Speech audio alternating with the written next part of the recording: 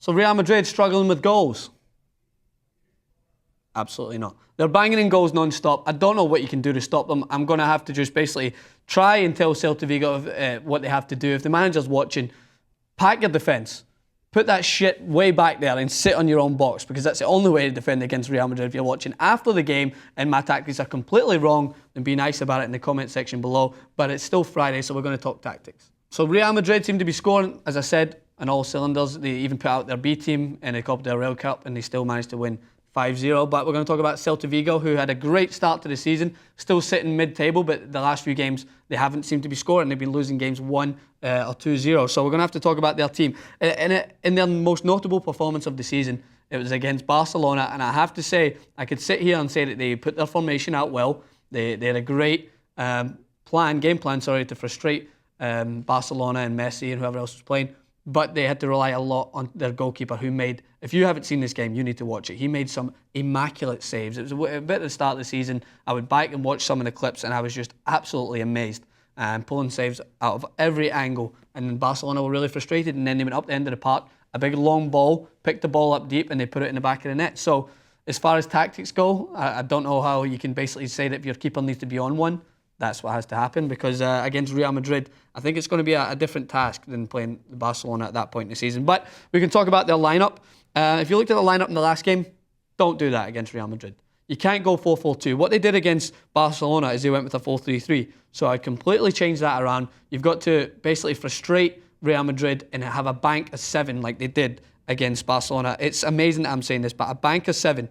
This is what teams need to do, because teams have tried to play Real Madrid at their own game. Malaga, to be fair, frustrated them a little bit more. Real Madrid only won 2-1. Still a victory though. The 16-game winning streak. There's no way you can go out with a 4-4-2 and try and beat Real Madrid at the Bernabeu. You have to frustrate them, this bank of 7, and pull yourself back enough that you hold what Atletico Madrid previously done against Real Madrid, is frustrate them in these areas, but you have to work as a unit. When one presses, you all have to press.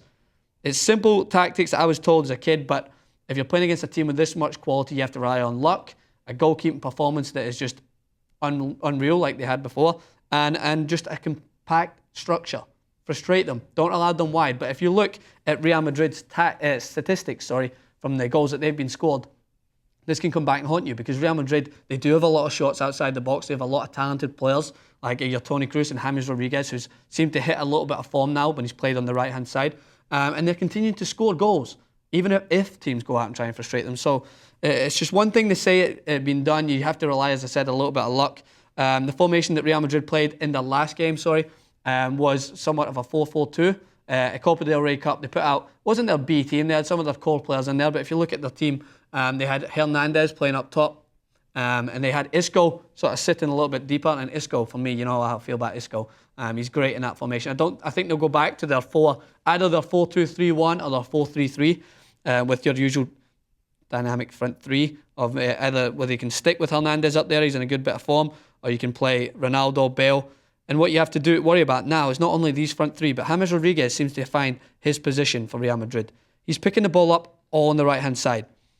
And if you're going to compact yourself back, there's no one better, I don't think, in the La Liga at hitting a long-range effort with accuracy than James Rodriguez. So you're going to have to worry about him as well and try and press him high up. And it's weird, because you're going to try and reduce Real Madrid to long-range shots, but then you run the risk of having one pop in, and then before you know it, all hell breaks loose and Real Madrid go on to smash you 4 or 5-0.